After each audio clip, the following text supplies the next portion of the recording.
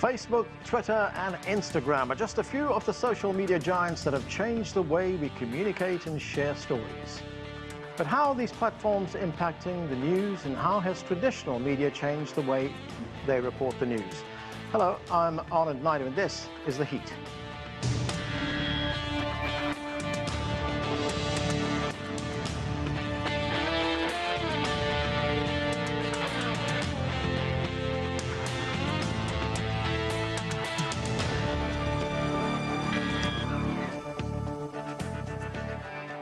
Chances are you've already grabbed your cell phone several times to tweet posts or like something on social media. Perhaps you've read several news stories on your feeds, but are you sure what you read was factual or full of false and misleading information? Social media also opened the floodgates for fake news, from the 2020 US presidential election to the COVID-19 pandemic and the safety of vaccines. We have lots to talk about. Let's get to our distinguished panel. Joining us from London is Riz Khan. He's an international journalist, author, and founder of a new media network called uni-T. Here in Washington, D.C., Frank Sesno is the Director of Strategic Initiatives at George Washington University School of Media and Public Affairs. From Detroit, Michigan, Peter Suciu is a freelance writer and contributor to Forbes Magazine, and Robert Thompson is the founding director of the Bleier Center for Television and Popular Culture at the Newhouse School of Public Communications at Syracuse University in Syracuse, New York. Thank you, everyone, for being with us. Frank Sesno, the media landscape has certainly changed over the last 2 or 3 decades, and that's putting it really mildly. The internet has given news consumers more choice, more sources of news, and to some extent, a wider spectrum of opinion as well. But it's a two-edged sword, isn't it? It's also led to the widespread dissemination of fake news, or alternative facts, as someone once called it. On balance, has the new media been good for the public, or has it been, as many contend, destructive? Oh, gosh. Well, first of all, I don't think it's a two-edged sword. I think it's about a 10-edged sword. And on balance, I would like to say that I think it's been beneficial for people because there are more voices, there's more access to information. The problem is, and this is where this gets very complicated, is there's now so much noise, there's so much disinformation. People have so much difficulty discerning between what is factual and credible and what is conspiracy driven and deliberate disinformation, that we have just a noise machine.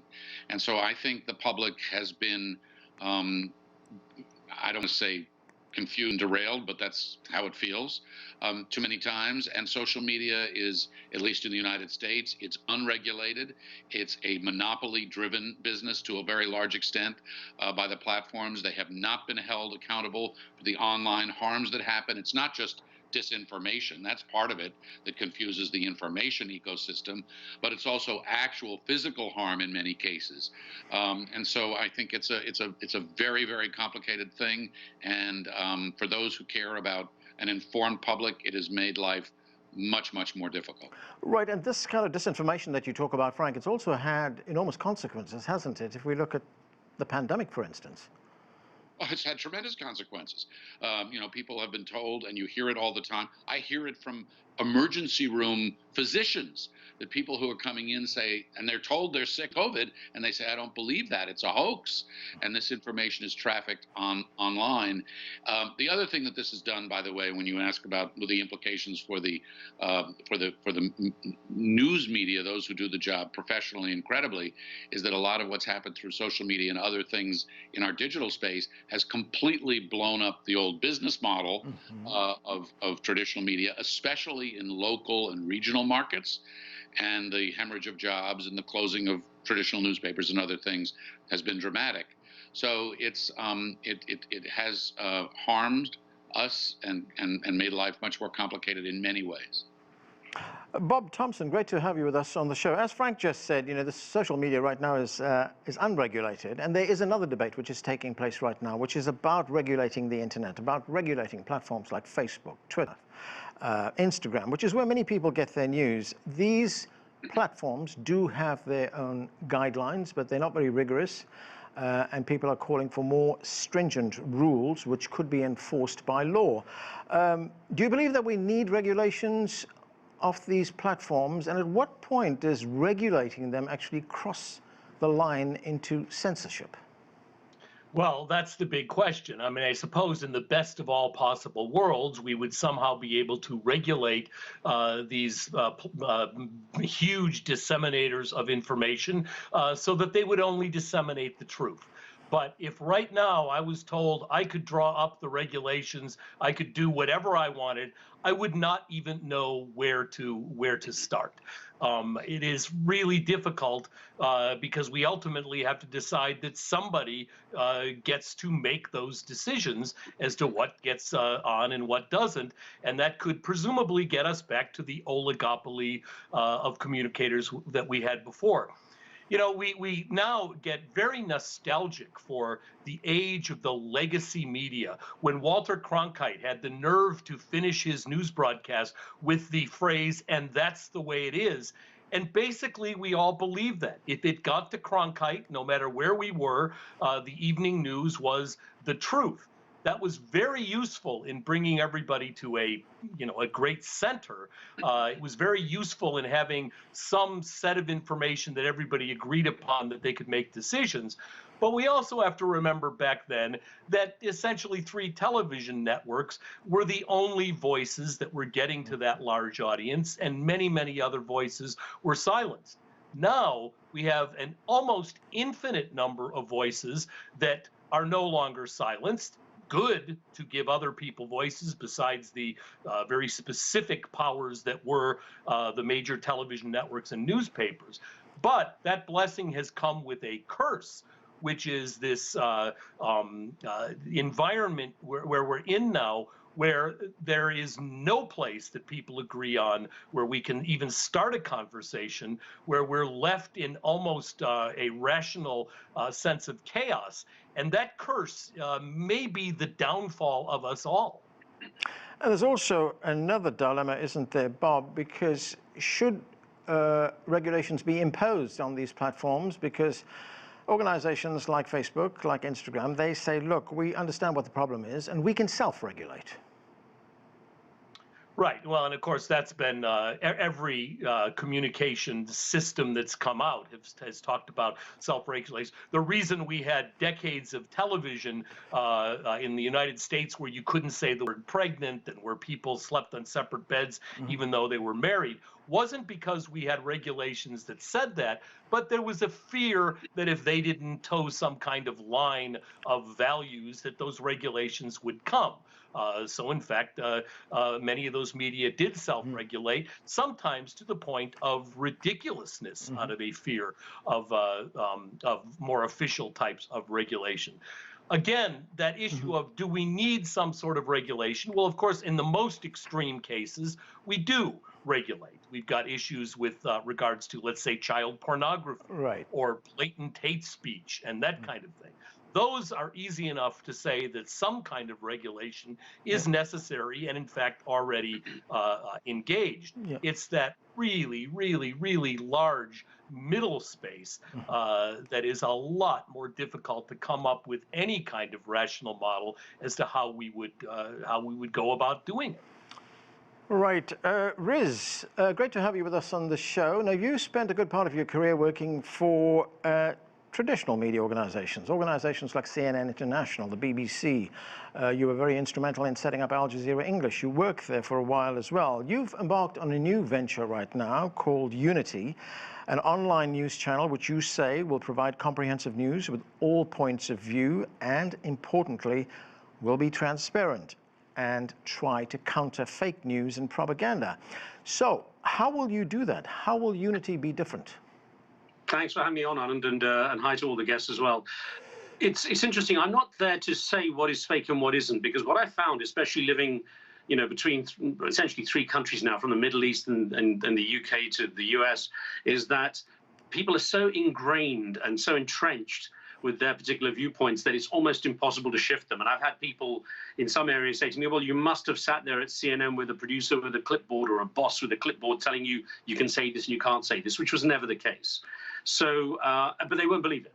So what I realized is with the bias confirmation that people seek when it comes to the news they are fed or they also seek, there's sometimes no changing it. So my belief is that if I give diverse enough a perspective, if I give enough viewpoints and give enough angles, the truth filters through. I mean, it's a little ambitious in that way, but the difficulty I found was that people are now so drawn to the information they're sent through AI and algorithms shaping the content they get locked in this echo chamber. And that, again, is something that's creating kind of radicalization among people's views.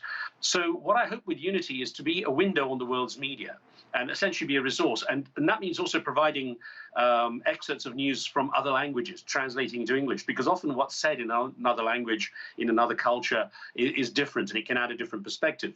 And the way I often describe it to people is to say, imagine you live in a nice apartment in the center of Mumbai in India, and you look out of your large bay window, and to the left there's a multi-story, multi-million-dollar development, and to the right there is a slum. If you only look to the left and you see that expensive development, for you, India's booming and everything's great. If you only look to the right, you see the slum, well, India's always just going to be a slum. You have to see both sides in order to understand what the country really is. And then one day when there's a riot in the middle because the developers cut off the water supply to the slum, you understand really what's going on and why it's going on. I'm hoping that by creating that diversity of information, people will get more perspective on the news. That's the goal.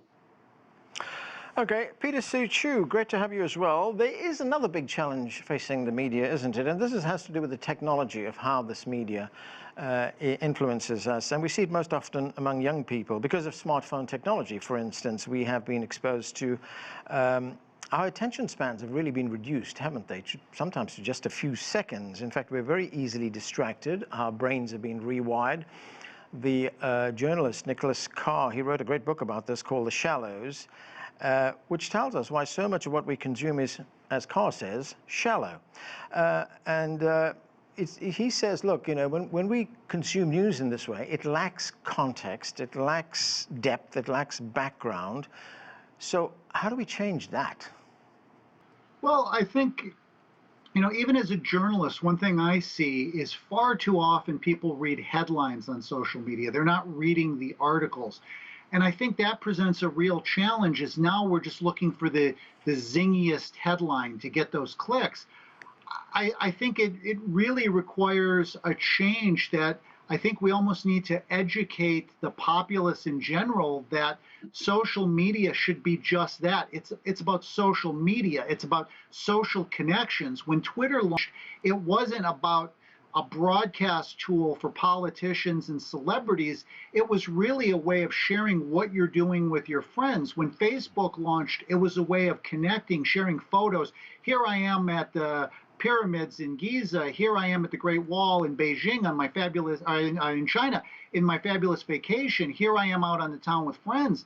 This is now transformed where politicians use this in the United States to communicate with the masses and for everyone to respond. And I think that's really the problem, is social media wasn't designed to be this broadcast tool. We've seen this with the internet going back to the 90s. The internet wasn't designed to do what it did. It evolved into it. And I think that's the challenges with new media. When radio was invented, it was a very specific technology. It delivered sound over distances. Television took that further and delivered sound and pictures to the masses over distance. The internet wasn't really designed for that. The internet was designed to allow academia to communicate with each other, and the military developed it to allow there to be this disconnected sharing of information in the event of a nuclear war. And eventually this became a consumer platform. So it's evolved. And I think that's the shortcoming, is we expect social media to be something that it really wasn't designed to be. Can it be changed, Peter? I think it can be changed, but a lot of it is expecting people to change. And that could be a real big problem. I mean, as a Gen Xer, I grew up with the internet. I've seen the evolution of social media, but we're seeing Generation Z who are in college now. Social media has existed since they were little kids. They have spent their whole lives with it. And I think as we're seeing the alphas and the betas come up in the United States, that's going to be a bigger challenge. It could be up to the parents to make sure that The kids know to put the phone down, that there's connections beyond just the device you're looking at. Frank, when we talk about the media, old or new, of course, Donald Trump is never far away. When he ran for president, he used the media, and some may say manipulated the media to his advantage. He got hours, tens of hours, hundreds of hours of airtime. But he also demonized the media. He called the media the enemy of the people. He bypassed traditional media when he became president, using Twitter as his platform to make his views known. He had tens of millions of viewers. I think at one point he had 88 million viewers.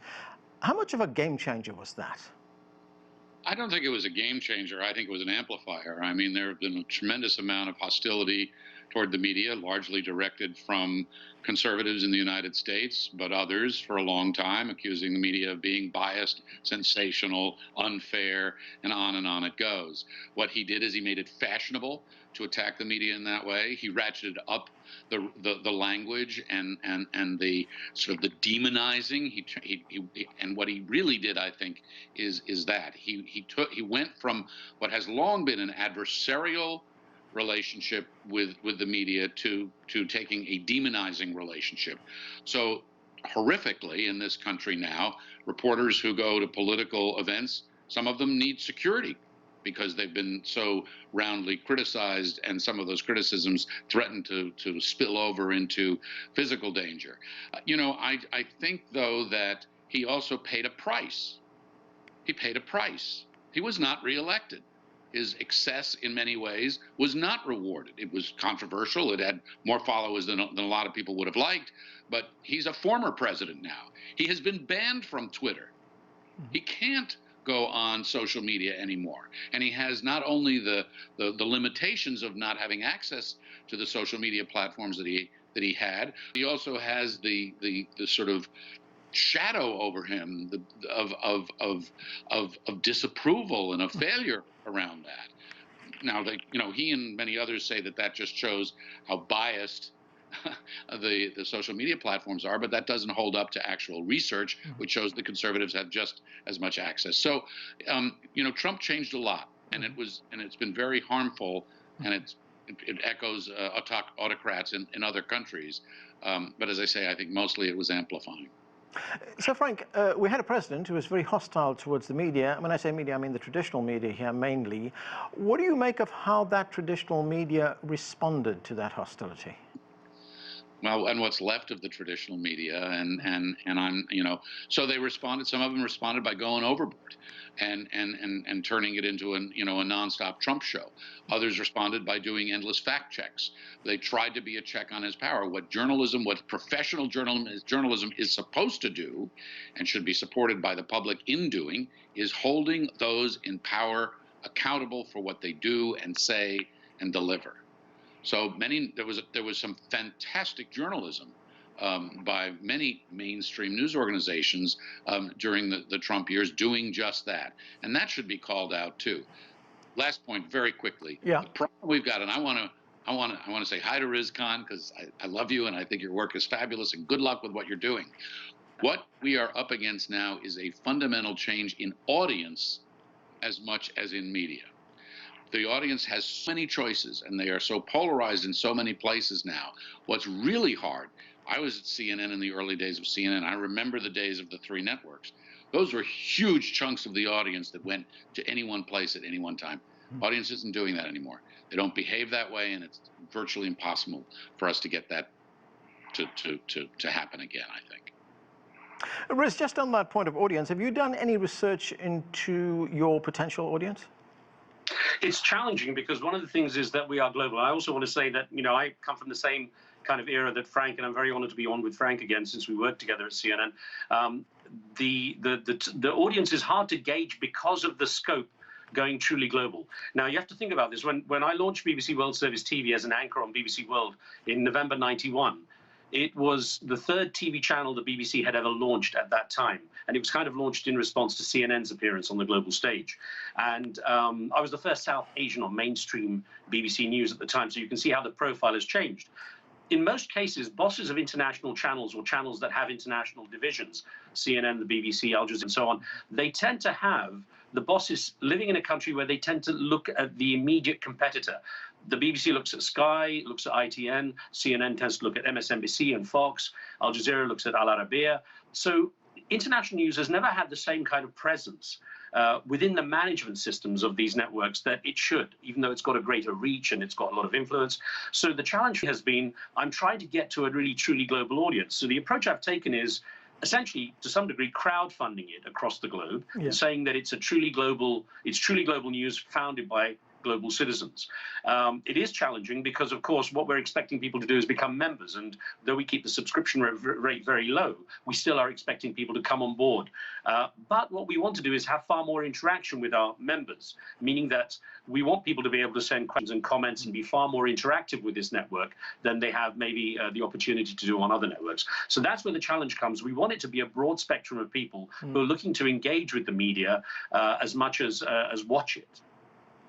Bob Thompson, I want to get back to some developments here in the United States, which some may call disturbing, others may say it's appropriate. But in the past few days, we've seen one of the biggest cable distributors in the US, DirecTV, take the OAN channel off its lineup. DirecTV says that decision follows what it called an internal review.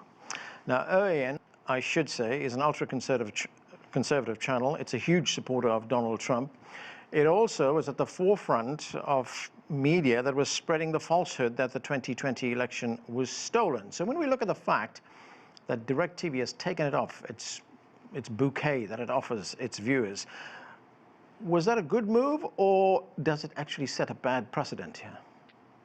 Well, one of the places where you can stop this stuff is, of course, at that level of a satellite operation, a cable operation. They can just decide that this isn't up to their standards, whatever those are, and take it off. But I think to some extent, having OAN leave that particular outlet is kind of a symbolic.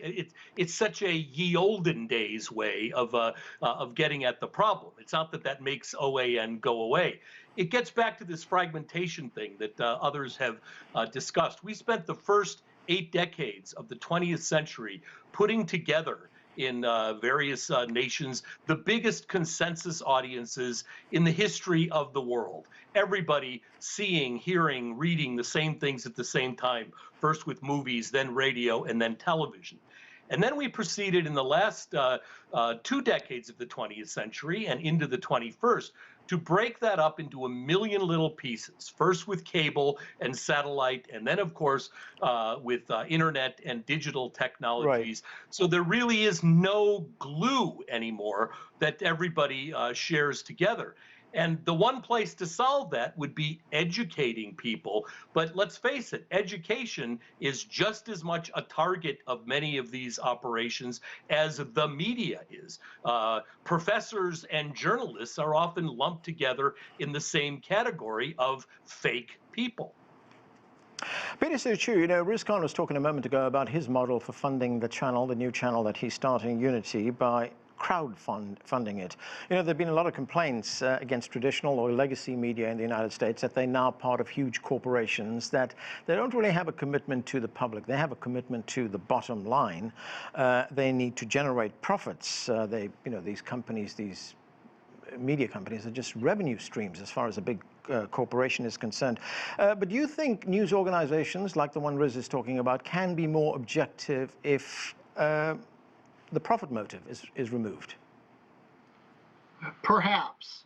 I think one of the reasons that the social media platforms have become in many ways anti-social networks where people are just constantly arguing is because it benefits Facebook, it benefits Twitter, it benefits Instagram if people are arguing. If everybody were getting along, it wouldn't be good for Facebook, it wouldn't be good for Twitter. They need that dissension, they need that arguing. So I'm not sure. I mean, I think, again, it goes back to what I said, is that the internet wasn't designed to do what it does. So, this goes back to the 90s with the early banner ads. They didn't work because banner ads only took you from one website to another website. Radio didn't advertise other radio programs, and TV didn't exist and make its money by advertising other TV shows. And that was the problem in the early days of the internet. I think the other issue we've come up with is that the internet is old enough now that people remember when things were free, and getting people, especially in the United States, to pay for something becomes a problem. That's why when a website puts up a paywall, people tend not to want to pay for it. They're going to find any way around it. We see this with media. We see this with adult content. We see this with gaming content. Whatever it is, if there's a way to get it for free, Americans are going to find a way of getting it. Riz, you know, one of the things you were talking about was that uni-T will be very transparent. We know that traditional channels, like the one you worked for, CNN International or the BBC, there's a system of checks and balances. There are editors, there are copy editors, there are senior executives. It goes through all those people before it actually goes on the air. How do you plan on maintaining that kind of accuracy on a channel like uni-T? See, one of the big issues I have with mainstream media at the moment now is that the first thing that gets cut as budgets get cut, or if there's a profit motive, you know, there's a need to increase the profit, is training is one of the things that takes a major hit. When I was at the BBC, for example, we used to have a pronunciation unit. That's gone. But it was possible to get names and of people and places accurate because linguists were actually employed as a pronunciation unit, and that gave the channel credibility, because, you know, mispronouncing names if you're broadcasting across the globe does cause people to be concerned. So one of the key things is that when training goes, and the BBC, we were told take out the adjectives. We were trained not to put adjectives in our scripts because we were supposed to maintain our neutrality by not giving anything a nuance. So what we will do, one of the key things we want to do is avoid the AI and algorithmic aggregation of news and have people train journalists and you know, experienced people, as well as bring up young talent, but have them curate and aggregate the news. And to ensure there's a transparency that they aren't putting in a bias, we will actually live stream and record and archive our editorial meetings, so our members can actually see the decision-making process. Why did they choose a clip from Malaysian radio or something from an Australian newspaper? Or why have they looked at this aspect of social media in China? Or why have they... So what we want to do is create that kind of diversity across our news content, where people can see where it comes from. Frank, very quickly, of course, you are at George Washington University. You train the future journalists. Has the new media made it a lot more difficult to train journalists right now? And unfortunately, I've only got 30 seconds for this. Yes, it's made it a lot more difficult because the standards and the practices and the ethics have changed. The marketplace has changed. The audience has changed. The expectations have changed. There's more opinion out there. There are alternative facts, and it's a very hostile environment. But what we tell them is they should think of people still as hunters and gatherers of information, and they need it fairly and accurately. Thanks so much. Thanks to all of you for being with us. That is it for this edition of The Heat. I'm Anand Naidu in Washington, D.C. Thanks for watching.